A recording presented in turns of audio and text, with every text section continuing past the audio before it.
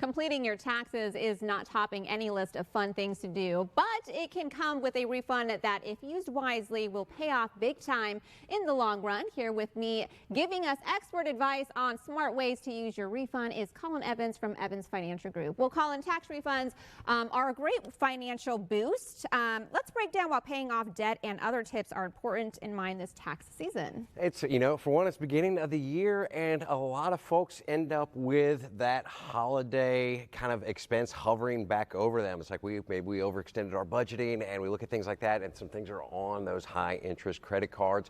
Let's maybe take a stab at knocking out some of this high interest stuff first. I know it's a tough thing to do, to be diligent with that, because a check comes in, it could be a sizable number. It's like, hey, what can we do with this? What can we do with this? And it's, kind of being a good steward of our funds. And that's just one of the things. It's like the first thing that we typically recommend is there debt that is structure that we need to look at getting rid of.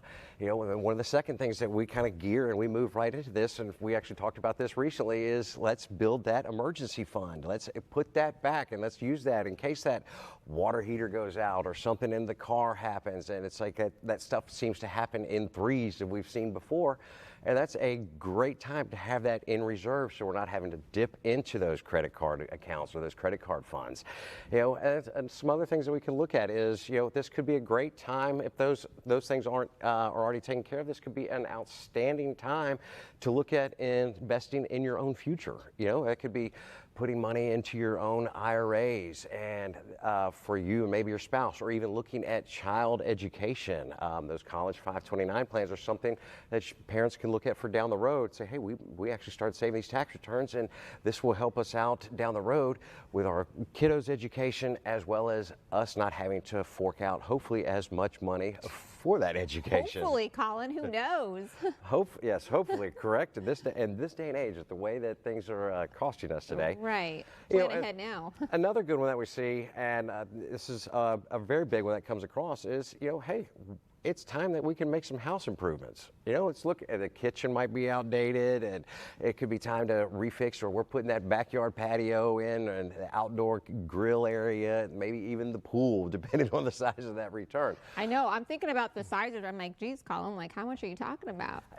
I haven't ever been that lucky. I usually owe every year, so that's I don't know what a tax return is anymore. But that's that's a good thing that you could look at. And one of the final things that we really get to encourage people to do after they've kind of structured and they've been diligent with all this, go have fun.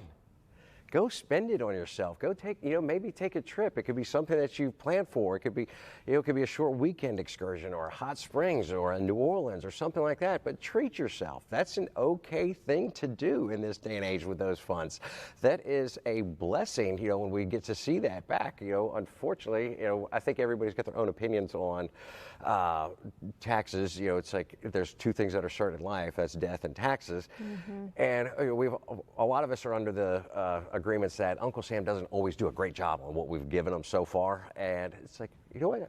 Treat yourself with it. When those funds come back to you, it might be a good time to treat yourself with some of that. That's right. Oh, you make some good points there. But specifically, one of my favorite things is building those emergency funds. Right? We talk about those, but I'm such a sucker because I feel like I need like 10 emergency funds for everything. And that makes me happy to have those in those, because, like you said, they do come in those threes, and things can be really expensive, especially if you own a home. It is, yeah, and especially we've seen it. I had a big one occur to me this past year, actually two back to back, and as we've seen them come in threes.